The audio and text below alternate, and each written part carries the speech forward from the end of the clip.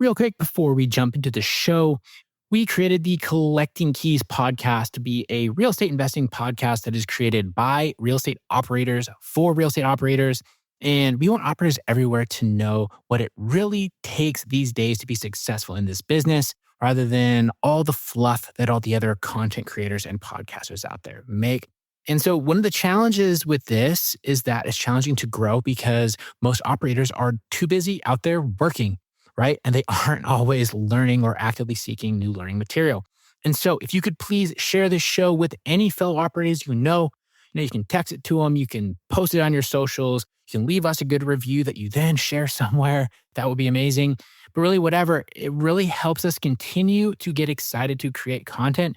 And it will also help you because everyone that you expose us to will get better as a real estate operator and close more deals. So if you could do that for us, it would really mean a ton. And otherwise, we appreciate you guys. And let's get into this episode. This is going to be a long-term effect that we're switching to a renter's nation. We're coming to Cincinnati. Don't worry, we'll be there. Nothing you can do about it. At least you got us land. We're coming to a market near you. What is going on, guys? Welcome to today's episode of the Collecting Keys Real Estate Investing Podcast. I'm your host, Mike DeHaan, here with my co-host, Dan Austin and Dylan Cook. And this is a real estate investing show by full-time investors and operators, made for other operators so you guys continue to make money and do well in your business. And in case you missed that little quip at the start, Dylan is horrified that Dan and I are going to come and start taking his market share in Cincinnati because, tell you what, that market seems pretty hot. Not going to lie. So we're going to start promoting it here. Not horrified in the slightest, but I don't want more competition. You're scared. You should be. What do you think, Dan? I bet 6 months we could take Dylan's whole business. We could crush Dylan, and then Dylan will be paying us. Now it's a challenge. Now I want you guys to come here. Way, dude. What we'll do is we'll put Cody over there in an Airbnb for like 6 months, and he will just carve out his own little niche of these weird ass deals that nobody else can seem to get done, and it's just gonna chip away at your bottom line. So I feel like those are the deals I do. So see, exactly, that's what I'm saying. Exactly, we're gonna steal your shit from you, dude. Just out of spite for no good reason. We're gonna just donate all the profits. After I give you guys appraisers, lending contacts, or all this stuff. You have been nice to us. It's called espionage. It's what Russia has been doing forever, right? We're basically the same thing, but it's true. I was saying this right before we started. I looked at buying some stuff back in Cincinnati back in 2019 when I was selling off some of my single families that I appreciate. It was actually like my old primary that I bought in 2015 that I kept as a rental, and I was planning to roll into more stuff. And I ended up going to Minneapolis instead of Cincinnati because the cash flow was better, and that was what I cared about back then. But I definitely messed up because Cincinnati has boomed, and Cincinnati also doesn't have all the shitty weather that Minneapolis has. Mm-hmm. I don't know. It's rained I feel like 2 weeks straight right here right now. But really, other than that, welcome to Washington. Yeah, right. but does it have minus 40 degrees cold snaps with fucking windstorms? Probably not. Yeah, not right now. No. Not right now. But no, that market seems to be pretty hot though. Are you rental free now, Mike? No, I got all this shit that I sold with Dan, and then I got a triplex and duplex still. Okay. Which will be on the market. But now that I've sold all my single families, and honestly, without those, I'm I'm not as heavily motivated because I do have a ton of equity in the multis, but they do actually cash flow okay. Right. And they're stable, they're relatively easy. And my plan is if I don't get the price that I want, kind of by the end of the summer, that I'll probably just look to get a line of credit. And I did the quick math. I should be able to pull out about $300,000 on credit out of those. So I would still be leaving in $300, but I would, get a good amount of liquidity that I could go do loans that I haven't paid taxes. Yeah, you lend it and arbitrage difference. Yeah. So that's kind of my strategy with it. But Dan and I still own a bunch of stuff, which we're trying to get rid of the single family, the less cash flowy stuff. But even then, the multifamilies that Dan and I have practically rebuilt are all pretty strong. Yeah. Yeah. I mean, I've added close to 40 doors in the past 2 years, but it was the beginning of 2023 or 2023. I'm not buying single families anymore for for that same reason. It has to be a duplex or larger for me to consider to hold it. Yeah. I mean, the perks of the single families, they're easy to sell. Yep. Right. When you don't want them, and they're easy to force appreciation. Mm-hmm. But the cash flow piece is kind of the trade-off. But I mean, tell you what, though, like all the single families, when I listed them, I don't think a single one was on the market for more than a week. Yeah. They all just flew. And that's kind of like, we talk about on the show a lot, the affordability, like a lot of the economic indicators aren't necessarily good right now. But like what we're feeling with boots on the ground, and maybe it's, Spokane and here where I am, is we're kind of going like firing on all cylinders still. Mm-hmm. Yeah. There's an argument that maybe like the Fed did like a good job and everything's just fine. I don't know if I can admit that. There's an argument for it, because it's like, first of all, like all the economic indicators always point to something different. People are like, oh, I'm so surprised by this happening. It's because it's like all happening in real time. You don't really know what's going on, but then you can look back and you can like say, hey, actually, it wasn't like all that bad compared to what people were saying, because it's always the sky is falling. It's just human nature. I mean, I don't know. Like, it depends on what media you consume, right? Like, if you look at the actual macroeconomics, things are very, very poor. Are they, though? What's poor about them?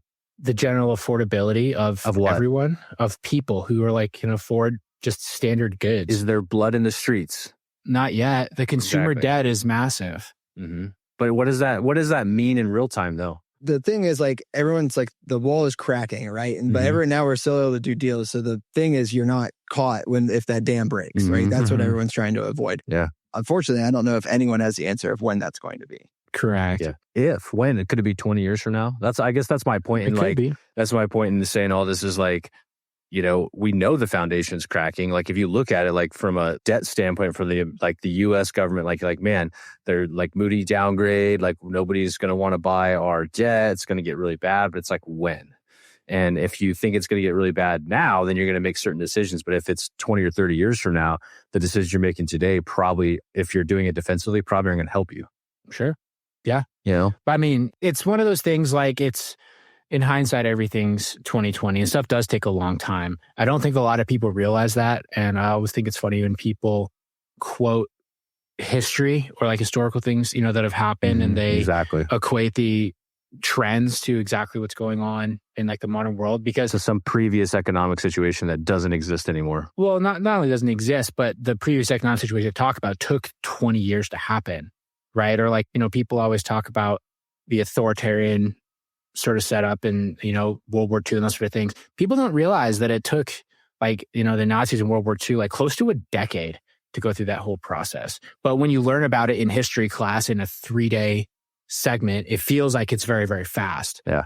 And so same with like economic collapses, those things tend to take a long time. And even like if you go look at the Depression, sure, there was a Black Tuesday or whatever the big day was where the market collapsed. Mm-hmm. That was a singular day, but there was so many things up to that led to that first. Right. And then the real issues came over the following close to a decade afterwards, where things were really bad. So yeah, I guess the only thing I'd like to add to that is there are recessions and whatnot that come without some dramatic event. Yeah. Like, you can gradually go into these. Of course. So it doesn't have to be a Black Tuesday or a Lehman Brothers event in 2008 or a COVID of, March 2020 that these things kind of happen. They can just be gradual things. Yeah. It's like that with everything, right? Even look at outside of economics, like your health. You typically don't immediately have a health problem. Mm-hmm. Health problems that they develop over years and decades, the vast majority of the time. Yep, right. But we will just let them go unchecked. And so when you have trends that are negative, when you walk around with high blood pressure and, poorly regulated blood sugar all the time, eventually that's going to lead to health issues. And so if you look at this with like the economic standpoint, when you have a massive consumer debt issue, you have defaulting on loans, you have the treasury continuing to climb, and you just have a general unaffordability for most people, it's safe to say that probably will lead to problems at some time in the future. You just don't know exactly when. Keep this in mind. So like 2008, 2009, like worst modern day financial crisis we've ever experienced, right? And many, many people were affected, but I don't know. People were still making money. People in our shoes were still doing well. People were still buying and selling houses during the worst economic crisis. Of course. And so then also, as we come out of that, they created monetary tools that did not exist before that. So who's to say we can't create some genius, smart person in like the FOMC or some smart economic person is going to create a new tool that's not quantitative easing or quantitative tightening, has nothing to do with that they can help kind of build out and actually create what would have or avoid like a modern day disaster, right? Because all the economic indicators are pointing towards like a major crisis if you're like a person that thinks it's going to happen that way.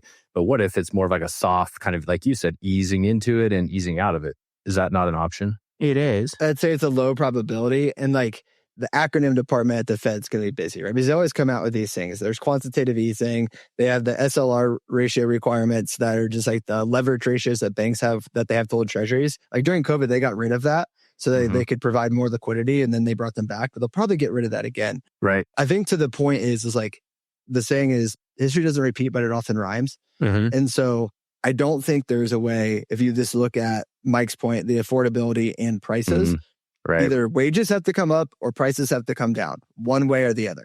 And so can that be gradual and slow? Yes, but that's just probably not the most likely scenario I put my money on. Yeah. I think the challenge we're in is like this lock where you can't drop rates, which is what they want to do. Correct. Right. At least the Trump administration, because I probably would assume that there's still some level of inflation shaking through the system. And there's enough demand, I think, right now for things that it would cause additional inflation, which would just kind of keep repeating the cycle of like a death spiral.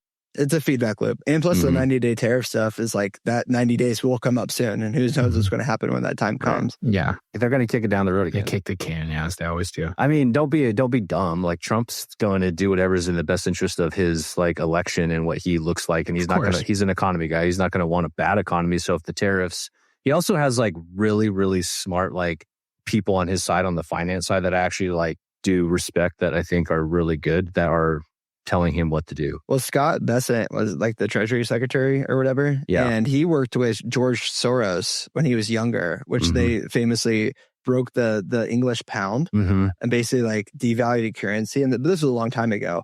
But the point being is like the dude has the contacts and the knowledge base to seemingly go through any kind of economic environment. Totally. And he's likely going to be the next Fed chair. Like he's a legit player. And I think that if Trump's smart, he's listening to him. And so I do think that anything like the black swan stuff with tariffs is not actually going to ever result in anything. I guess my whole point in all this is like, you talked about Spokane firing all cylinders, kind of doing here in Cincinnati is like, I almost feel a little insulated being in this market. And maybe that's right or wrong. I don't know. But that's how I feel right now. So I'm still very aggressively like doing this business and even taking down more stuff right now. And time will tell if that's right or not. Well, and I think that that's the direction these are going to go. So I did a little talk to John Brooks's brokerage, who was on the show with us last week. I did that talk today and kind of talking about like wholesaling and marketing and things like that. But one of the discussions that came up was around just like the general economy and where we think real estate and stuff's headed. And so Jacksonville, where he's based right now, is currently in the worst housing market in terms of inventory increase and time on market and just general lack of sales that it's ever been in. It's significantly worse right now than it was in 2008, and it is trending worse at a very aggressive rate. That's just one market that I know of because I know somebody there. I'm sure there are other markets that are similar. Like I have friends that are doing stuff in Austin. One of my good buddies is one of the biggest house flippers in Austin, and they can't like give a house away right now. Right? Because of these markets that have had these huge run up. And I guarantee you that there are all these busting markets that are going very, very sideways. But then the places where, things are going pretty well, I don't think we're going to necessarily see that. Like, I don't think it's going to be a national sort of wave that causes issues, because I know, for example, in Washington State, and I imagine Cincinnati is similar because I know people have been moving there for a while, there's a good desirability for cost of living. There is a younger population that has been moving up here. There's generally like a higher income compared to the national average. Yep. I don't know what Ohio as a whole state looks like, but I think Cincinnati would fit into that. I would agree. And so people can generally just like afford to live life at like a basic standard that they enjoy. Yep. And it's also like a good place to live. Right. Like even if people are like generally poor, people move to Washington because it's sweet. Like it's a beautiful place. It has good services for people that are not making a lot of money. Like there's a ton of stuff to do. It has great school systems. It's honestly what you should be doing is betting on places that from like a social factor more so than just like a total economic factor, in my opinion. Right. Especially a place like Washington. There's this argument that I guess a place that has more social services is better for a younger generation than an older generation. So you won't see old people moving to Washington because they don't want to have to deal with the benefits of the younger getting. whether that's, taxes or whatever it is. And that's why you see a lot of people moving to no income states, like no income tax states.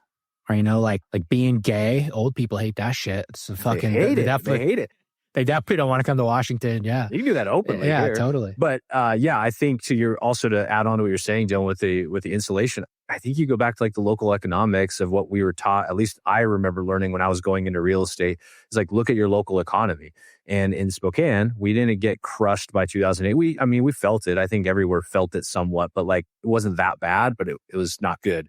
But if you look at if you just go and like look up your largest employers in your local market, you'll start seeing, and then you can look at the macroeconomics of who in what industries are being affected. So like for us, like largest employer, Fairchild Air Force Base, then you have teachers, then you have hospitals and medical folks, right? We don't have any single major employer. All three of those are somewhat government funded. So we're quite insulated from things. Mm-hmm. And then we have some pretty large, like mid-size, large for our local companies, like a handful of them. And then the rest of them are like, honestly, just like small companies. So we're pretty well diversified and insulated from like a major economic thing where, for example, if you're over in Seattle, although I'm just using this as an example, but if tech bros, if there's a tech bubble, there'd be blood in the streets because all of that, like they're major employers that are also concentrated with wealth. Mm-hmm. Those employees are all like Microsoft, Google's, Amazon's, Starbucks, all that stuff. And so like, I don't think we're at all going to see that bubble pop, but like Austin, like if there was some tech struggles, I think those companies would certainly feel it. And then because the market ran up so much, a lot of those people were going to Austin, but working remotely to places like Seattle. And I would also add that I think the Florida situation is more unique than any other boom bust market they've experienced in the past, because Florida, Arizona, these states like that are known for like the boom bust cycles. They feel it the worst. But with COVID, the black swan event with COVID, which was I'm going to move to Florida because of political reasoning, as well as like some sort of freedom. Like I didn't want to wear a mask or I didn't want to do things. But you also had all these people bouncing over to Austin and bouncing over to Florida for reasons that had nothing to do with economics.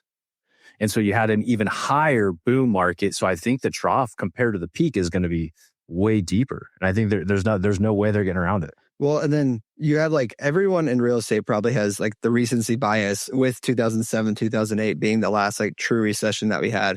But that was more like a nationwide thing because it was a real estate related recession, right? Because like the ninja loans that they were doing, no income, no job, no assets. Here's your $500,000 loan. And here's a couple of them. That's every market. Yeah. And that was everywhere. And so like, if that's going to happen in today, I just don't know what the primary driver is outside of affordability. And so prices have to come down in some way, but like real estate's probably the biggest like chunk of someone's expenses. Yeah. Well, prices have to come down or the buyers have to change. Yep. Right. And so like, I think this is a big reason in the lending space with our lending business, we're starting to see such a push for DSCR loans, and DSCR loans actually trending to rates lower than conventional loans. Right. I think, not to interrupt you, Mike, but I think that needs to be like replayed because I don't think people know that unless you're a lender right now. No, it's a really weird phenomenon because like I remember getting my first DSCR loans, you're kind of looking at it back in like 2018 and they were always like significantly higher. Super expensive. We'd be looking at 8-9% interest, and then a conventional mortgage would be like 5.5%, 6%. Now we're getting to the point where in your notes here with the 10-year treasury increase, saying mortgage rates will be back above 7%. We're able to write DSCR loans in the 6s right now if it's a good deal, right? And so what that means is fundamentally like the big money, the ones who buy these tranches of mortgages, they are looking at investor grade debt as being more favorable than consumer grade debt. And I think a lot of that is due to the unperforming like borrowers and people that have debt that are on the consumer side, right? Totally. Would you take a 96.5% levered FHA buyer, you have to pay a $40 credit card so you can apply, or an investor with a couple $1 million of equity and $300,000 in the bank? Exactly. Yeah. Absolutely. But the funny thing is, it's not like any investor, right? Because we've also seen it really tighten on what they're asking for their underwriting. So they're not doing like rural properties, right? They're wanting higher credit for investors. They're wanting to have like more months of runway and better financial stability. So basically what they're doing is what any smart person should do is they want to bet on the people that have money and a track record. And they're kind of moving away from like the everyone else group, right? Which is the vast majority of the population. And so what'll happen is more people with money will start to buy the houses, and they will continue to sort of like be able to make that investment work for some reason or another. Because the other thing too is the government will be incentivized to make sure that people are providing housing and are buying houses, right? Totally. Whether that comes in the form of like tax deficits. Florida or some of these places are talking about getting rid of property taxes, which will increase the cash flow in all these places, because rental rates can only go up so far. Yep. They're going to change something on that end. 40-year mortgage, like I've already heard about 40-year DSCRs. Mm-hmm. Wow. Right? Which will make the payment lower. Do you see this trend continuing of like more competitive investing lending? Totally. I don't know how it won't. That's what's like intriguing to me is like, I worry, like not worry, but like I think about this. Is this like a blip in time? Because I think capital markets are efficient, right? Like they will find the best way to deploy capital in the most secure way in times of, it's like going back to recessions. People make money during recessions, right? But like, or is this is going to be a long-term effect that we're switching to a renter's nation? Because it goes back to that affordability issue. Like, I don't disagree. There is a major affordability issue when it comes to housing for most Americans. And it only continues to, as generations hold on to their housing, we all become house dragons and we have low interest rates that are locked in for the next 30 years. People just are less incentivized to sell their house unless they have a life event. And people are more likely these days to say, well, I'm going to hang on to that house as I step up into my other house. And I talk to so many people that are not real estate investors. They're like, well, we're just going to keep that one and rent it out. Right. And so are we actually switching over now over the next 20 to 30 years to a renter's nation because of the affordability issue? And I'm not saying that that's a bad thing. I think people are going to have to develop wealth a different way and not in their primary home now. Because I will say owning a primary home does kind of suck sometimes. Oh, yeah. When you have to repair it, when your taxes jump up, when all that stuff jumps up, rents at least lag that. Hey, so you've heard us mention our Scale community before, and I don't have a lot of time, so here are the quick highlights. In Scale, you get all of our processes and systems that we use to do about 150 deals every single year. You also get a community of investors that are verified crushing it in their markets, otherwise they wouldn't even be members, and that way you don't have to waste time with non-starters like you find in other groups. You also get preferred relationships with marketing companies and even lenders that will give you 100% financing. If you just heard all that and said, nah, I don't really need it, that's not going to help me, I don't know what to tell you. You're lying to yourself because all of those things are guaranteed to help you explode your business and buy more deals next year. So go to collectingkeys.com/scale and let's see if you qualify. I saw something the other day, like the median age for a home buyer is like 50 something right now. That's crazy. But that was the same age for someone like 2007. Oh, interesting. Basically, there's 20 years apart and the median age hasn't changed. Right. Yep. Right. So they're just trading houses amongst each other's. Gotcha. Okay. Yeah, that's interesting. I saw that. I think that was actually John Brooks that shared that on his Instagram. Really? Yeah. And so it said, the average birth year of a home buyer in 2008 was 1967. And then the average birth year of one in right now was 1969. Yeah, that's what it was. They were fundamentally the same bracket of people. They're the only people actually transacting houses right now. Correct. Right. Yeah. I see. Yeah, which makes sense because they're the ones with wealth and they're also the ones that need to downsize or at that time, up in time, maybe buying a lake house 20 years ago. Totally. Yeah. So interesting. On this note, when I did speak to John Brooks's group today, he actually asked a question that I thought was pretty interesting. And so I talked a lot about when Dan and I got started back in kind of 2019, 2020, and COVID happened and a lot of our competition left. And, Dan and I were able to kind of take a good market share because of that. So John Brooks's question was, okay, so now we're in a similar situation where there's a ton of real estate people that are leaving the market. What would you say is a good tip for someone to have the mindset to keep basically charging into the fire when everyone else is running out? Okay. So what would your guys' thoughts be on that? I'll think about it for a minute, but it's when you're just starting in that position, you don't know what you don't know. So you kind of just go for it out of ignorance. Dan, you got an answer while I think about it? Here's what I would say as somebody who's, I lived as an adult and somebody somewhat investing or being invested through 2008, 2009. I fully experienced that. Going into COVID, I experienced that. There's tons of uncertainty in 2008, 2009, tons of uncertainty during COVID. There's tons of uncertainty right now. Uncertainty is the only thing that's guaranteed in any business in any industry. And going into real estate now, it doesn't feel like it's the right move. But if it's something that you're looking like, that's where you're going to plant your flag. You plant your flag in any industry, but if you're going to plant your flag in real estate, what a better time to do it when A, it's hard and you have to learn the hard way, makes the easier times even better. And B, there's just less competition. 71% of real estate agents last year didn't sell a single house. Pretty wild. You know what I mean? Just because there's a ton of real estate agents out there doesn't mean that they're even your competition. There's a lot of people parking their license. There's a lot of people like me who maybe sell a handful of your own listings once in a while. Like, don't like let what you think is the competition affect how you're going to make your business decisions. Because as we all three sit here, I agree. Like, it's kind of a very uncertain time, and I don't know what's going to happen tomorrow. But I could still guarantee that I'll make money tomorrow in this industry. And as people jump ship because they suck at being business owners, you can still dig your heels in and make quite a bit of money. Yeah. My response to it was back then when we started, what we really focused on was doing the things that other people were doing that was getting them results, right? And we just figured if we did the same thing, then we would also get results. And sure enough, it worked. I will say for me personally, the main difference between now and then is back in 2020, it was COVID was the big hiccup. That was like a biological event. And I was like, well, it's eventually going to go away or we're all going to fucking die. It's like a flu, right? Yeah. Well, that's the thing is like when you have like a disease, there's eventually going to be an end to that. When it comes to like a larger, political macroeconomic issue, it's kind of harder to see that because very seriously, you could have a macroeconomic situation that goes on for 20 years. Sure. Like the fact that COVID even went on for 2 years blew everyone's mind, right? But we knew that wasn't going to go on for 20. And so it was a little bit easier to see past that. Now, I mean, I think just look at who is currently making money and literally just copy and paste what they're doing. Yeah. Right. And then you're not going to do it as well as them, but that's where the skill set comes in. Can I add a caveat to that before Dylan answers? Do your fucking homework, though, on who's making money. Because as we've seen, most people out there are not actually making money. All the gurus that are literally just, you could open up your Instagram app and every single day there's a new guru story about them just ripping people off and not making any money. So I would say on that, do your due diligence and find people that are just genuinely like honest and like just doing their thing. That's it. That's all I do.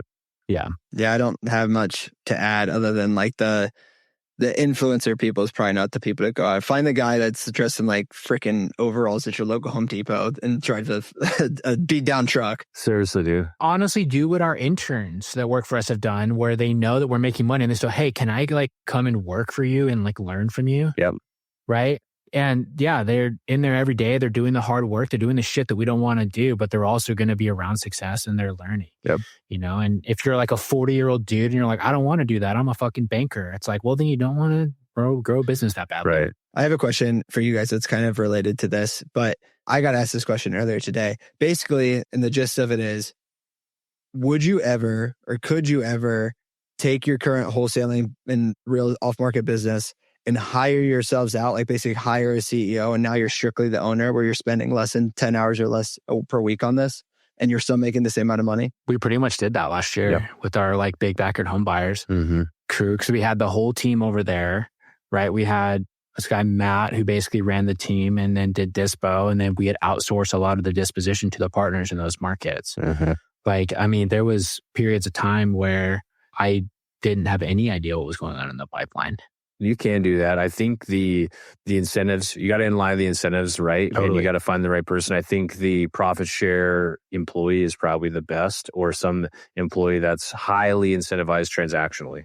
Yeah. I guess I have not heard, you guys may be the exception with your national brand, but like, especially locally, I've not heard of that being a thing. And I just had my brain turning, I guess, if I paid someone on 100, 150K a year to basically be the CEO of my business and how that would look like. But then what else would I do, right? I don't know. You'd find something.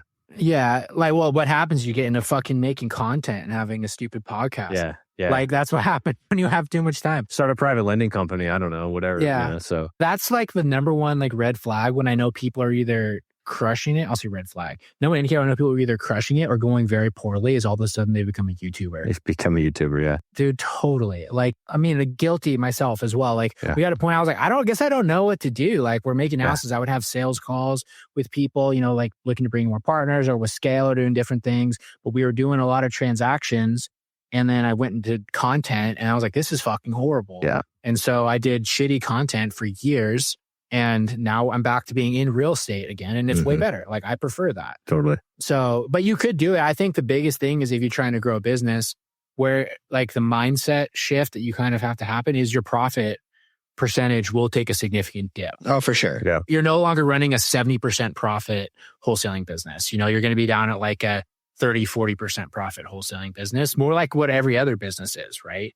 Yep. Like wholesaling is kind of an anomaly in the ROI you can get on it as like a relatively small business. But a lot of that is because we have the ability to have the same cost of lead indicators, right? Same cost per lead, cost per deal, but hit home runs on those. Yep. Whereas like most businesses don't have that. Totally. So, but yeah, you could do it. It's just different. Yeah, I think you could. And I think you have to have a different expectation for what that business looks like, because it might not actually look like the solopreneur business. Oh, there's no way it would. Know what I mean? As far as how you operate, like it has to be different. Like I know on the last podcast, I think Mike, you mentioned like maybe New Western, although we all hate them, might be the only like nationally recognized, technically wholesale business that is sellable. And there's a big question about people like, well, if I can build this business, can I sell it? And I heard this it wasn't Alex Hormozi quote, but he quoted somebody else saying, if your business isn't growing, it's worthless.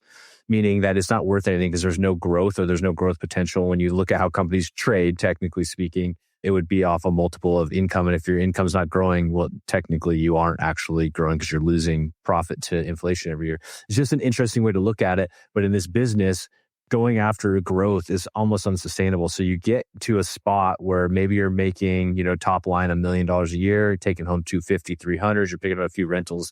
That's pretty freaking good. Do you want to change that? And if you do, then you probably need to double that to doing $2 million in revenue, having a key employee that's making 150 to 200. But now you have an asset that you probably could sell if you're into that kind of thing. But you're also getting kind of that, you're getting that owner's share and maybe doing 10 hours a week, to your point, Dylan. Yeah. And I would say the trade-off to the fact that you can't hit home runs in this business is that there's also more room for people to be less efficient, right? Because you can't just directly control the return on ad spend quite as easily. So like going to your point on the notes that you put in for the recording, Dylan, about how, your realization that you're doing more deals right now because you hired an AM, but now your fees are lower. Yep. Right? This happens to everybody. Totally. You said you went from $18,000 a deal to $8,000 a deal, but you are like doing more of them. And I can't think of like a good way around that, because the problem is you're now kind of like not fully like in line. Like your goals for you versus the AM are like slightly different. Well, his is to get the contract, and mine is to get the steepest discount I can get. Exactly. So if it comes down to him, the option is getting no money versus getting some money. He's going to get some money all the time. Yep. And having been like a sales rep in a company before, I totally understand that. It's like when I had I'm not mad at him for this. It's just a realization that I'm having. Yep. And that happens with every level of individual that you add to the business. If you go and add a dispo manager, the exact same thing is going to happen again. All of a sudden, instead of making $8K, you're going to make $6K a deal. We literally just closed on one yesterday where my net proceeds after I pay him will be like $3,000. Nice. I'm like, yeah, that sucks. I'm like, this isn't even worth it. But it is, because now he's happier. He's going to do more deals. He's getting paid the same. And so he's happy to get that thing out. I'm assuming he's getting paid the same, but. Yeah, he is.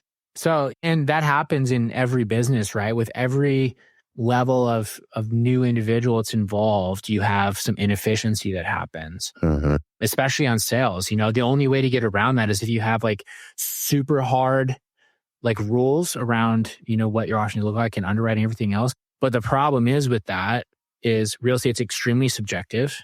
Values are going to vary. Like 5 people can look at the same property and have a different offer price they're going to pay for it. That's like perfect for them. Right. And I used to like look at all these properties myself before we'd offer them. And so there's a little bit more retrading now that I like to do, because it's just learning curves along the way. Yeah. That's part of this. Yeah. I mean, like, that's a huge part of it. But also too, on the same note, what'll kind of ultimately start to happen is, and like this kind of business, especially because it is really small, is if your expectations are kind of unrealistic, right? Or you're constantly trying to need to get like, I need to make $30,000 per deal, because you're a 2 or 3 person business. Eventually the guys are like, I'm going to go make my own fucking $30,000. Yeah. Right. Like there's no actual like IP that protects the business. Like he could just go and sign the contract himself with the seller and go and dispo it if he wanted to, you know? And so it creates this funny dynamic that I think is really hard to get out of. I would cap it off also, or by adding, how long have you been in this business before you hired? Like 2 years, like actual like running your own business? Yeah, it was close to like 20 months, essentially. Okay. So 20 months, and you'd have been in real estate a little bit before that and all that stuff. And so like you wouldn't go start a hardware store or a restaurant and be like, yeah, man, I've been in it a year. I've hired out all the things and I'm just like a owner operator or an owner that just doesn't have to do any operations. So, but for some reason in real estate, I don't know what it is, but we get our heads wrapped around this timeline needed to be faster where you think you can exit your business early and just have people run it for you. It's like, that's not how it works in any business. Like, especially if you're starting it from scratch, like from literally zero. If you went and opened a restaurant from zero, I guarantee you any of these restaurateurs here would be like, yeah, I work 24 hours a day for like 5 years. You know what I mean? To get to a point to where they maybe don't have to work every day. And so a couple of years ago, there was a We Buy Houses franchise. They're trying to sell like the Biz Buy Sell for like $50K. I don't think I ever end up selling either. So. Well, Dan, I know you haven't been hanging around with the buy business crowd too much because they would completely argue against you. I know. I'm sorry. Well, I'm just going to buy it and I'm going to put an operator in place and I'm going to make like $500,000 a year. Yeah. Well, there's a co-abundance guys that proves that's not the case. Yeah. They're losing their ass. I'm going to use AI to build the business plan. I'm going to hire some VAs to basically do it. I'm going to hire an operator on the ground, pay them $37,000 a year. They're going to have a lot of, joy working for me as a slave. They're going to love it. Make sure they fill out the culture index first. Yeah. Exactly. Can you please do my disc assessment for my $40,000 a year job? Yeah. Oh man.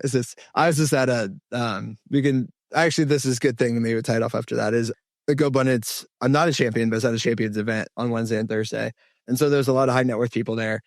And I realized at that event that my problems are a lot smaller than some of these other guys' problems. Oh, yeah. Yeah. One guy, like his business partner basically went psycho and took $3 million out of the business bank account, put it on his own personal account. Oh my gosh. That's wild. He has to like sell his rentals to keep the business going and they're going to have to go to arbitration and like all this kind of stuff. I'm like, oh my God, that sounds freaking terrible. That's wild, dude. But that was just one. There's many more, but I won't go into that. Yeah. I mean, business does not come without problems. I can't tell you the last time that I met a business owner that was like, everything is perfect. It literally never happens, But the thing is like the speed bumps do make all the good stories, right? And that is where growth ultimately happens. Totally. Even like the biggest, most like experienced business owners out there will always have something that happens. And because that's what happens when you're, kind of paving the way. And the funny thing is, if you're an employee, whatever company you work for still has that same shit. You just don't see it because you're in the hole, right? You don't see it exactly. In fact, you probably are the speed bump. Yeah, you're the one that is the problem. You're there. Like every day your boss gets in his office and goes, fuck, I should fire Craig today. He's so fucking annoying. I do not want him to be in here. God damn it, Craig.